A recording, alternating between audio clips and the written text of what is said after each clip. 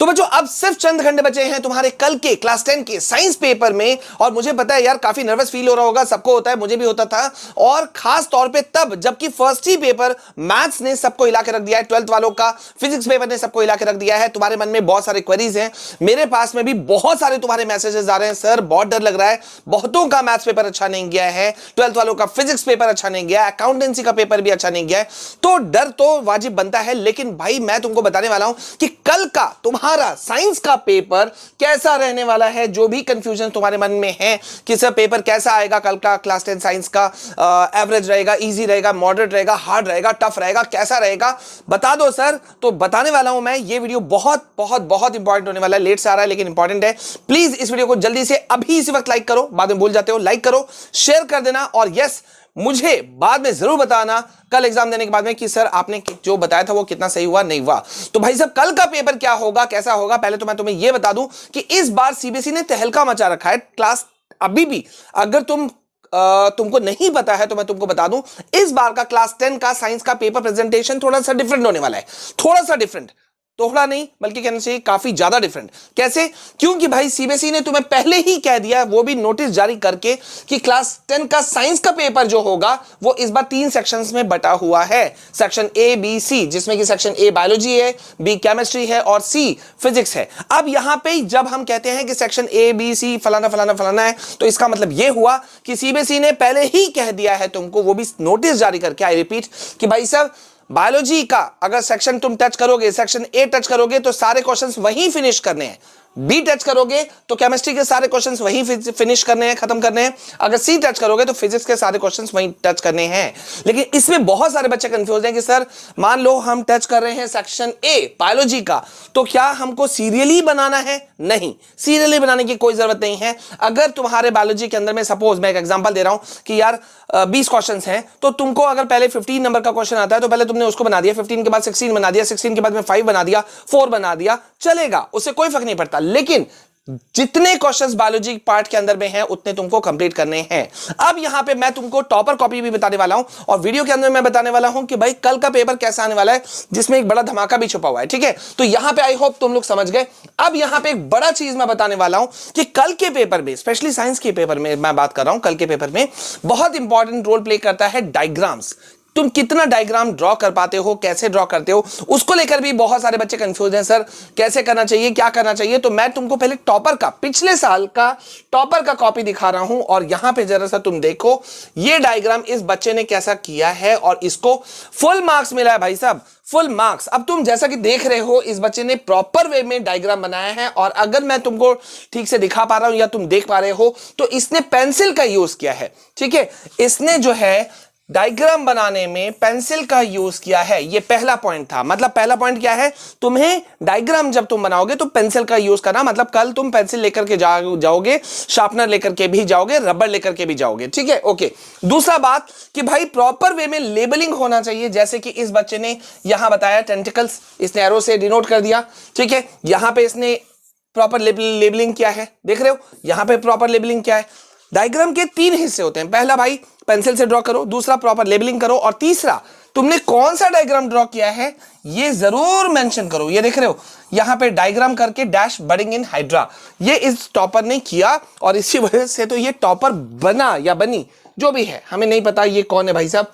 ठीक है, तो ये 3 चीजों का तुम्हें ध्यान रखना है, पेंसिल का यूज करना है, प्रॉपर लेबलिंग करना है, और नेम ऑफ डायग्राम जरूर लिखना है बॉक्स के अंदर में। अब एक बड़ी बात आती है कि भाई इसके अलावा हम क्या चीज पे कल फोकस कर सकते हैं कि हम ज्यादा से ज्यादा मुसीबत को टाल सके और मार्क्स को स्कोर कर सके। पहला, कंप्लीशन ऑफ ऑल क्वेश्चंस। भाई साहब कुछ भी हो, अगर तुम मुझसे पूछोगे कि सर कल हम किस सेक्शन को पहले अटेम्प्ट करें, मैं बोलूंगा यार जो इजी पड़े, जैसे ही 15 minute question paper reading time जो मिलता है तुमको, उसमें तुम देख लो तुम्हारे लिए कौन सा अच्छा है, ए बी सी कौन सा।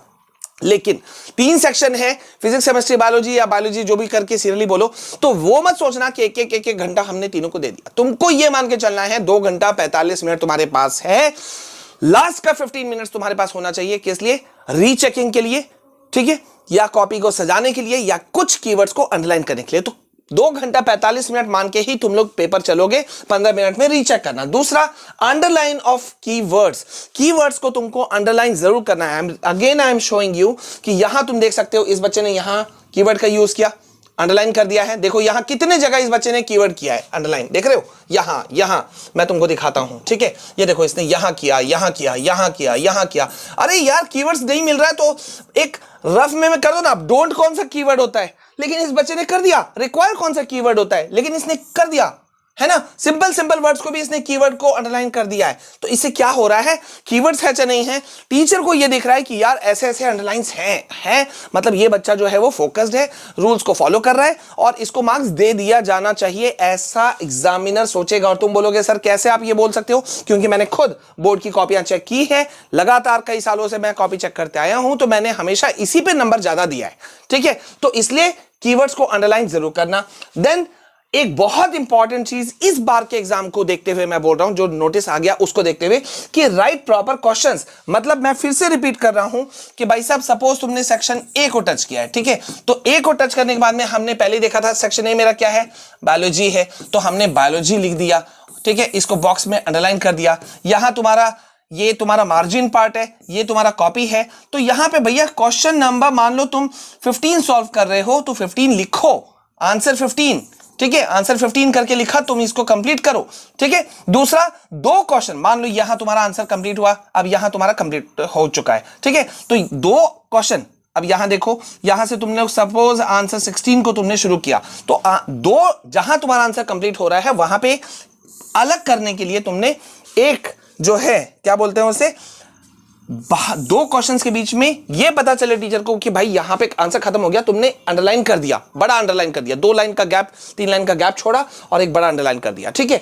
प्रॉपर वे में तुमने क्वेश्चनिंग किया है, मतलब लिखा है क्वेश्चन नंबर, ठीक है। ये जरूर करना, इससे तुम्हें मार्क्स मिलेंगे। अब एक बार मैं तुमको दिखा दे रहा हूं, तुम्हारा जरा सा देख रहे हो, कल न्यूमेरिकल्स भी आएंगे, तो न्यूमेरिकल्स पे तुम्हें ध्यान देना है प्रॉपर वे में। ये देखो केमिकल रिएक्शंस है, ठीक है, तो बैलेंस्ड होना चाहिए, ये तो मुझे बोलने की जरूरत ही नहीं है। प्रॉपर वे में बैलेंसिंग जरूर करना, अंडरलाइन जरूर करना कीवर्ड्स को। ये देखो यहां टॉपर किस तरह से कर रहा है भैया, ये देख लो, ये देख रहे हो, यहां आंसर खत्म हुआ, यहां से सेक्शन सी शुरू हो रहा है, तो इसने डिवाइड कर दिया, ठीक है, अंडरलाइन कर दिया कि भैया यहां से एक अलग पार्ट है, यहां से अलग पार्ट है, ठीक है। जहां पे कहीं कोई फॉर्मूला तुम कर रहे हो, ठीक है, तो उसको बॉक्स में लिखो, फाइनल आंसर को भी बॉक्स में लिखो, प्रॉपर वे में डायग्राम बना रहे हो तो सही से डिनोट करो, भैया मार्क्स बरसेंगे। अब एक फाइनल कंक्लूजन पे आते हैं कि कल का पेपर कैसा आएगा। मेरा प्रेडिक्शन है कि भैया बहुत ज्यादा टफ नहीं होगा, लेकिन क्वेश्चंस ट्रिकी आएंगे, ठीक है। मॉडरेट से एवरेज क्वेश्चन पेपर होगा, कुछ क्वेश्चंस तुमको तंग करेंगे, ये मैं तुमको अभी बोल दे रहा हूं। कुछ क्वेश्चंस ऐसे जरूर होंगे जो तुमको ट्रिकी होंगे, कंफ्यूजिंग होंगे और वो तुम्हें नचाएंगे, क्योंकि इस बार क्वेश्चन पेपर बहुत घूम करके आ रहा है। 12th वाले की, फिजिक्स वाले की भी हम बात करें, फिजिक्स पेपर की, तो उनके साथ भी यही हुआ, क्वेश्चन का डिफिकल्टी लेवल काफी हाई था। लेकिन कल का अगर मैं क्लास 10 के साइंस पेपर का मैं बात करूं, तो एवरेज से मॉडरेट क्वेश्चन पेपर आने के चांसेस हैं। कुछ क्वेश्चंस, बहुत सारे ऐसे क्वेश्चन तुमको मिलेंगे जिसपे तुम छक्के मार पाओगे। न्यूमेरिकल्स अगर तुमने प्रैक्टिस पहले से किया हुआ है तो तुमको बहुत सारे पार्ट मिलेंगे जहां तुम अच्छा कर सकते हो परफॉर्म, तो जरूर करना, ठीक है। जहां जहां परफॉर्म कर सको जरूर करना, ठीक है। तो बाकी डर के मत जाओ, हिम्मत करके जाओ और मैं तुम्हारे साथ ही रहूंगा। प्लीज इस वीडियो को ज्यादा से ज्यादा लाइक कर देना, शेयर कर देना और चैनल में पहली बार आए हो तो सब्सक्राइब करना। मिलते हैं नेक्स्ट वीडियो में, तब तक के लिए जय हिंद, वंदे मातरम।